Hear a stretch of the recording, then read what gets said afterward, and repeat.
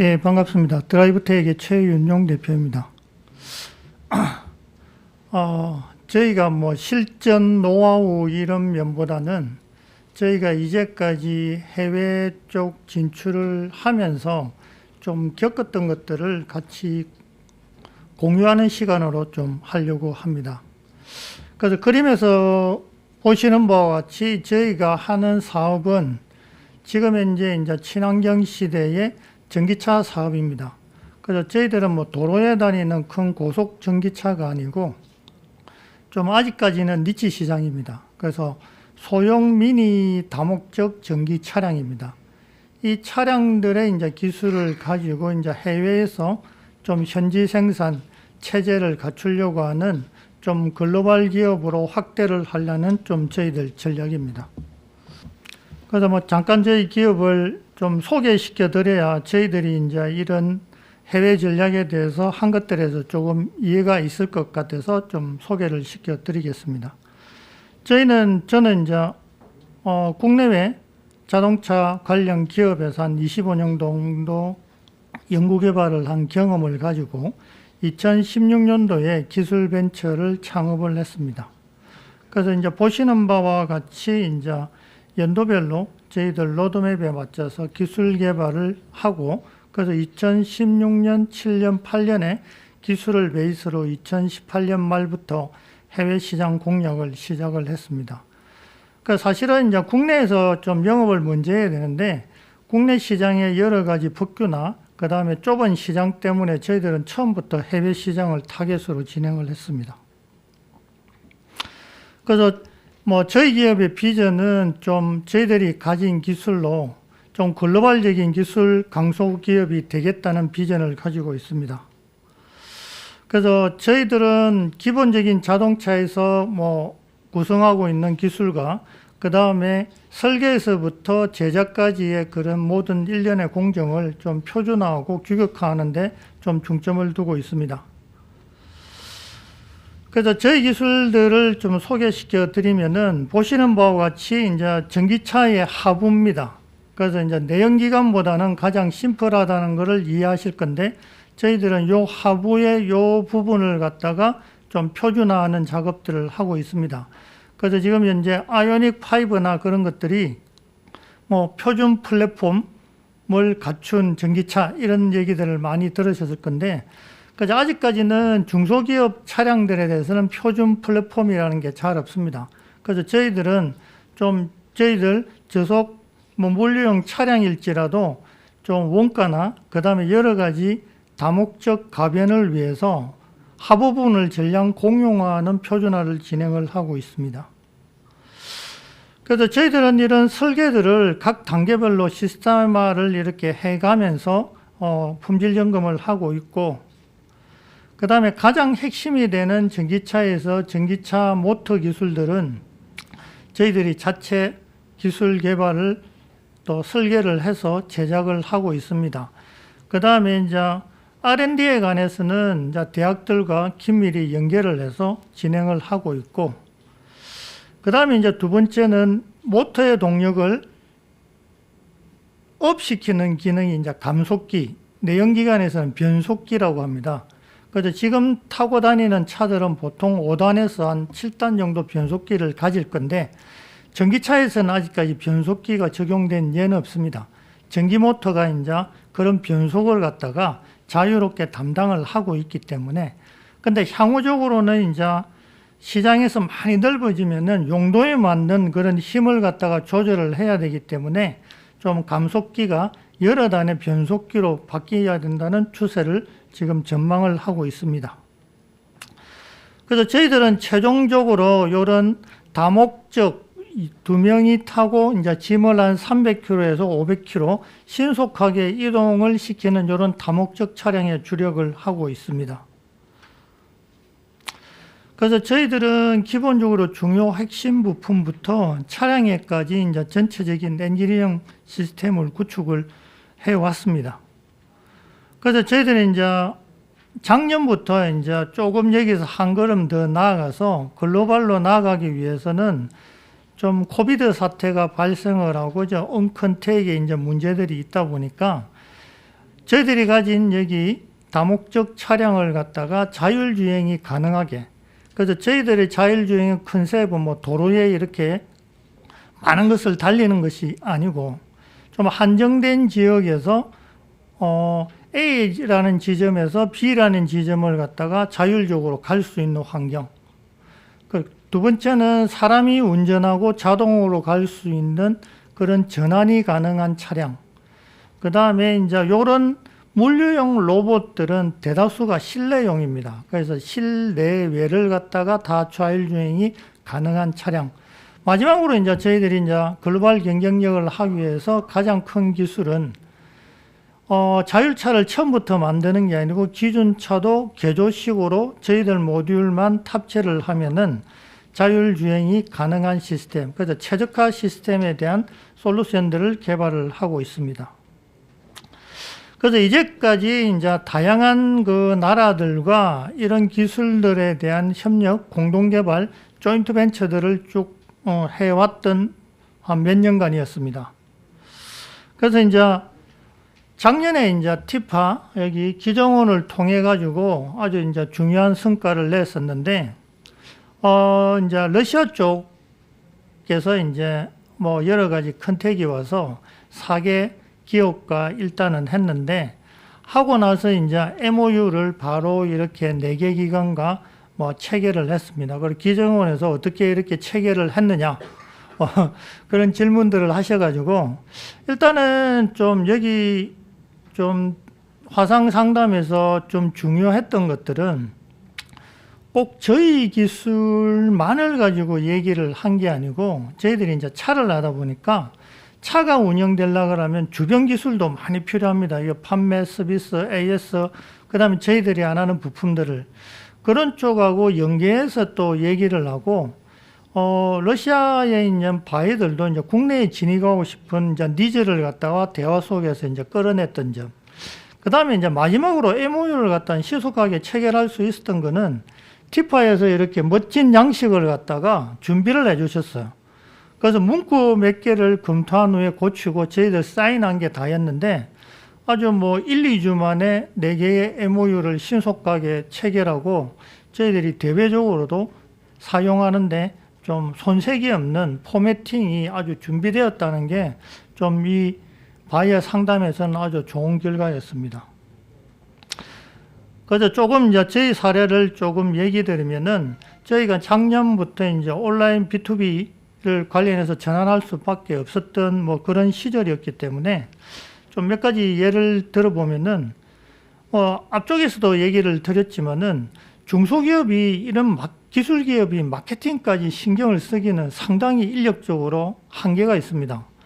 그래서 저희들은 이제 하고 있는 것들이 국내에서 지원하는 기관들이나 그 다음에 단체들을 갖다가 최대한 활용하는 게 이제 저희들 전략이었습니다.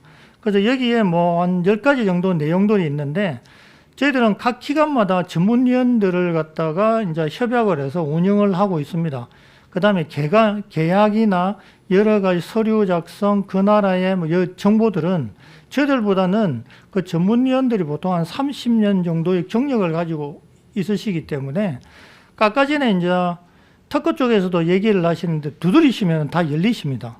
그래서 저희 내부에서 하려고 하면은 직원 한 명을 교육시키는데 최소한 1년 이상입니다. 이런 것들 이해시키고 서류 어떻게 해야 되고 작성해야 도 그래도 실수를 하고 있는 실정입니다. 문서를 작성하는데. 그래서 이제 쭉 보시면은 저희들이 이제 쭉 경험을 했을 때 최고 지금까지 이런 MOU를 하고 중간 계약서를 쓰지만은 잘 안 됐던 것들이 그 나라의 정치적이고 국가 상황들을 갖다가 또 인지를 못한 것도 한 가지가 있었어요. 이제 수출을 하고 뭘 하려고 하는데 내전이 발생했다거나 신흥국들이, 그 다음에 우리하고 국교를 갖다가 단절했다거나 FTA 같은 것들이 체결이 안 됐다거나, 그런 것들은 현실적으로 저희들이 모니터링 하기가 힘들거든요. 이제 할 때 겨우 이제 찾아보는데, 그래서 이 찾아보는 것도 처음 하실 때는 되게 좀 힘드십니다.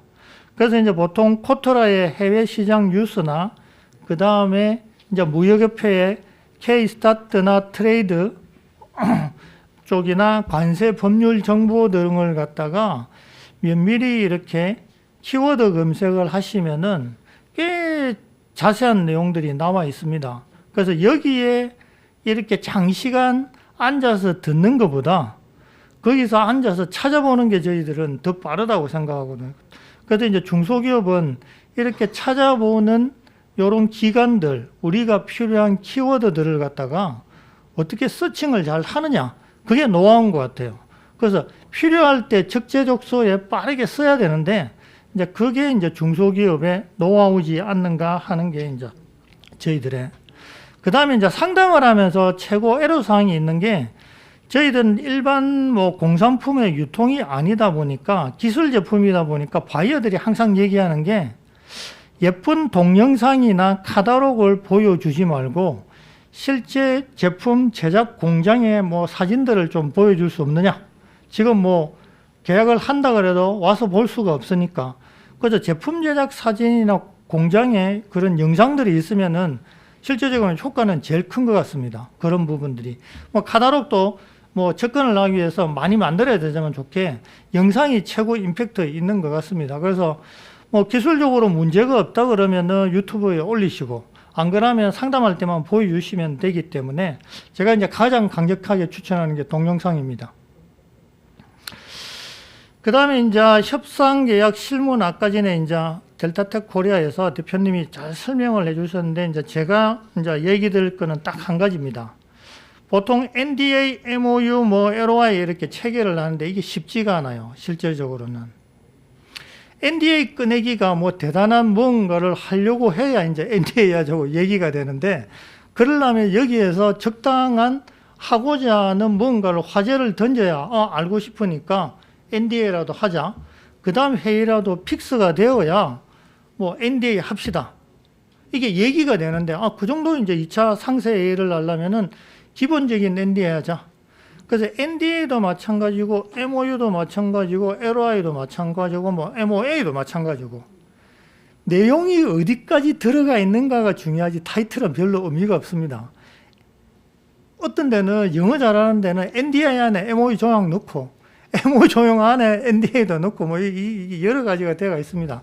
그래서 잘 보셔야 되는 게, 우리 기술이 좋다고 생각하면은 간단한 MOU를 작성하면서 계약에 준하는 문구를 넣어요. 어떻게 할 것. 이런 것들은 절대 하시면 안 돼요. 실제적으로 어느 명확화되시기 전에. 그래서 좀 기술 거래 하시는 분들이 그러시더라고요. 한국 사람들은 빨리 뭔가를 도출을 해내려고 하여튼 무조건 오케이 사인을 잘 낸대요. 빨리빨리. 서류니까. 근데 이게 나중에 되면 이제 엄청난 장애물 된다는 거. 이제 그게 이제 최고 문제입니다. 그래서 그런 조항들도 일단은 코트라나 무역협회 가시면은 고민하시 마실 게 서식이 다 있습니다. 한글본, 영어본 각 나라별로. 그런 것들을 갖다가 뭐 전화만 거시면 또 찾아줍니다. 그쪽에서 어디 보시라고. 그래서 지금 대한민국에서 이제 해외 쪽으로 하는 데는 기본에 대한 것들은 굉장히 많이 있기 때문에 그런 부분들을 찾아보시면 될 것 같습니다. 그 다음에 이제 기술 교류를 할 때 아까 전에 이제 저희들 기술 노하우를 갖다가 어떻게 할 거냐. 이게 상당히 어려운데 할 수 있는 방법은 한 가지입니다. 그 회사 홈페이지를 갖다가 열심히 보셔가지고 그 회사 홈페이지를 분석할 수밖에 없어요. 어디까지 이렇게 나가 있고, 그 다음에 웬만한 큰 기업 같으면은 제품들이 이렇게 구글이나 이런 데 등록이 되어 있기 때문에 우리하고 얼마나 차별성이 있는지, 가격이 얼마나 경쟁력이 있는지가 이제 있는 거죠. 이 이외에 이제 뭐 나오지 않는 기업 정보나 이런 거에 대해서는 요 보시다시피 기업 정보를 조사하는 좀 기관들의 의뢰를 할 수밖에 없습니다. 그 다음에 이제 가장 중요한 거는 코트라나 무역협회에 현지에 있는 무역관을 통해서 좀 확인해 달라는. 근데 이제 이 가격이 그렇게 비싸지가 않습니다. 실제적으로 이제 계약이 얘기되고 확인이 되면은 몇만 원 선에서 확인이 가능하기 때문에 그런 부분을 잘 이용하시면은 계속적으로 이렇게 뭐랄까 목적성 없고 기업 상대방을 알 수 없는 상황에서 진행하시는 것보다는 상당히 좀 비용적으로나 시간적으로 좀 세이브를 할 수 있는 그런 시간이 될 걸로 판단을 하고 있습니다. 자, 그 다음에 이제 마지막으로 이제 기술 탈취 부분인데, 저희가 이제 기술 기업이다 보니까 한 해에 보통 2건에서 3건 정도 특허를 냅니다. 그래서 이제 국내 심사가 어느 정도 되면은 1년 안에는 이제 해외 특허, PCT부터 이제 각 개별국을 진입을 하려고 하는데, 저희들도 이게 난제입니다. 도대체 어느 나라를 타겟으로 해야 되는지, 바이어가 나타나면 하겠는데, 바이어가 먼저인지 선점할 나라를 먼저 분석해서 기술을 낼 건지, 또 이 비용이 만만치가 않습니다. 국내 특허 같은 건 한 건당 보통 등록까지 가면은 300에서 400.